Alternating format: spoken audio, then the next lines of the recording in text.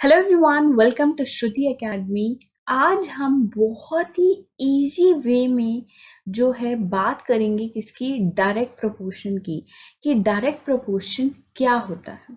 Okay, suppose एक machine है, वो मैन्युफैक्चर कर रही है 1 आवर में 20 यूनिट्स। हमने क्या कहा, एक मशीन है जो मैन्युफैक्चर कर रही है, बना रही है 1 आवर में 20 यूनिट्स। अब 1 आवर में 20 यूनिट्स बना रही है, तो 2 आवर्स में वो कितनी यूनिट्स बनाएगी? 40 यूनिट्स। 40 यूनिट्स वो मैन्युफैक्चर करेगी,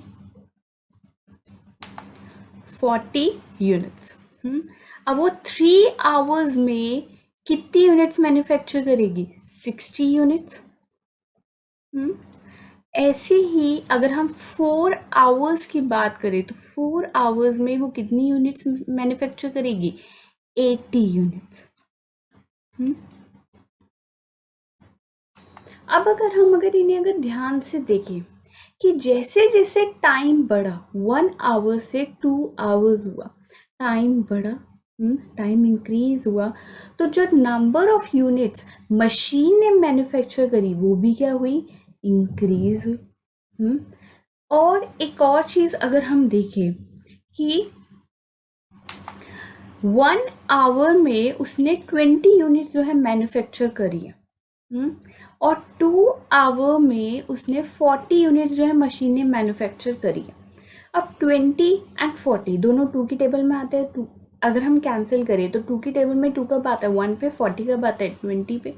तो इसका मतलब क्या हुआ कि 1/20, 1/20 दोनों का रेशियो क्या है? सेम है। 1:20 और 1:20 दोनों का रेशियो क्या है? सेम है। ऐसे अगर 3/60 करें, 3/60 करें तो भी रेशियो क्या आएगा? 1/20।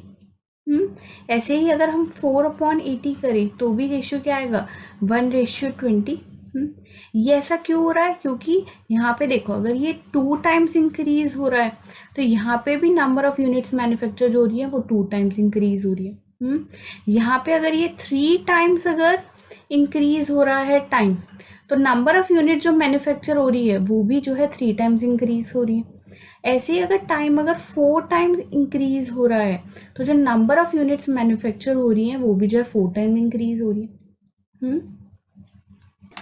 तो अगर हम मान ले कि टाइम को अगर हमने x मान लिया, ठीक है, और नंबर ऑफ यूनिट जो मैन्युफैक्चर हो रही है उन्हें हम अगर y मान लिया, तो जैसे जैसे x इंक्रीज हो रहा है वैसे वैसे क्या हो रहा है? y इंक्रीज हो रहा है।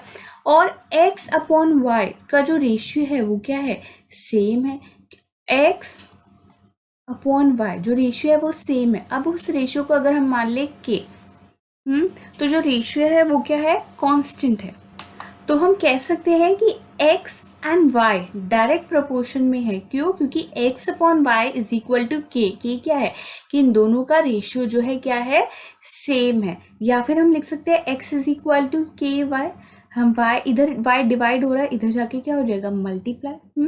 अब सपोज हमने 1 आवर को x1 ले लिया, ठीक है, 20 यूनिट्स को हमने ले लिया y1, 2 आवर्स को ले लिया हमने x2, और 40 यूनिट्स को ले लिया हमने y2। सो इन दोनों का रेशियो सेम है, तो हम लिख सकते हैं ना कि x1 y1 is equal to x2/y2। तो x एंड y क्या है? डायरेक्ट प्रोपोर्शन में है।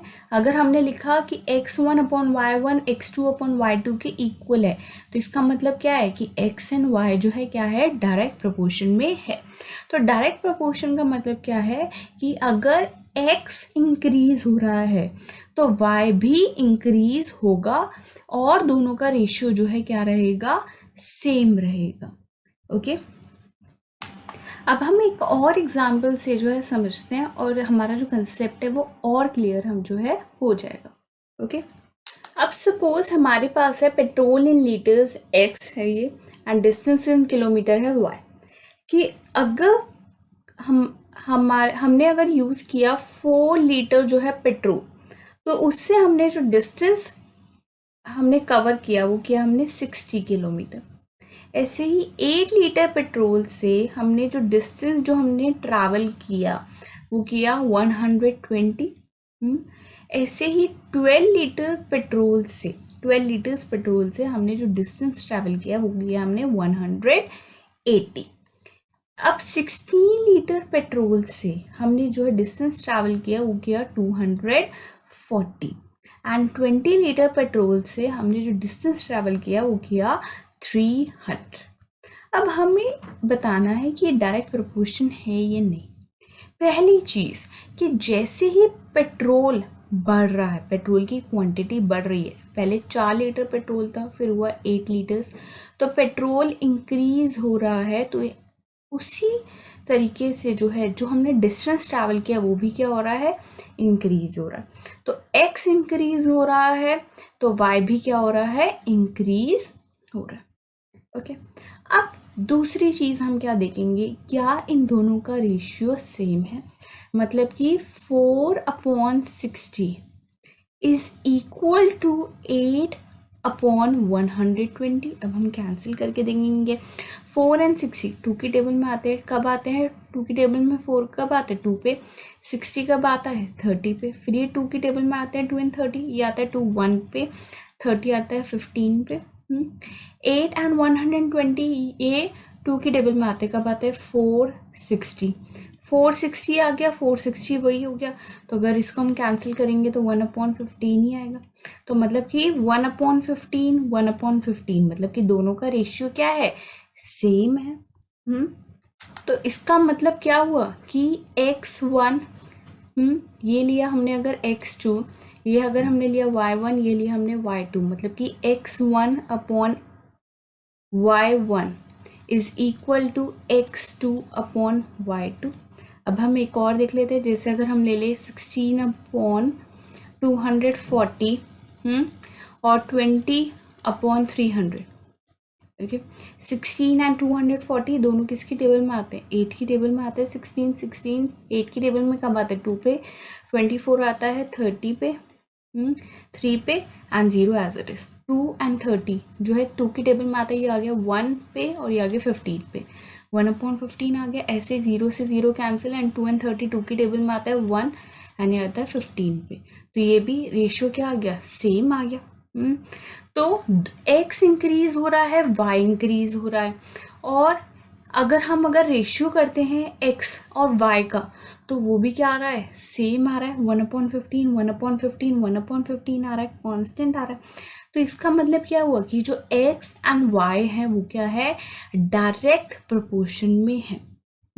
डायरेक्ट प्रोपोर्शन में कब होंगे, जब x इंक्रीज करेगा y भी इंक्रीज करेगा, और इंक्रीज ही नहीं, x अगर डिक्रीज करेगा y भी डिक्रीज करेगा, तभी वो क्या है, डायरेक्ट प्रोपोर्शन में है। बस हमें सेकंड कंडीशन देखनी है कि जो x जितना इंक्रीज कर रहा है y भी क्या उतना इंक्रीज कर रहा है, मतलब कि रेशियो क्या है, सेम है। ये x डिक्रीज कर रहा है y उतना डिक्रीज कर रहा है, उनका भी रेशियो क्या होना चाहिए, सेम होना चाहिए। तो इसका मतलब क्या होगा कि जो x एंड y है वो क्या है, डायरेक्ट प्रोपोर्शन में है, अदरवाइज नहीं। ओके, तो इस तरीके से हम जो है पता लगाएंगे कि x और y जो है डायरेक्ट प्रोपोर्शन में है या नहीं।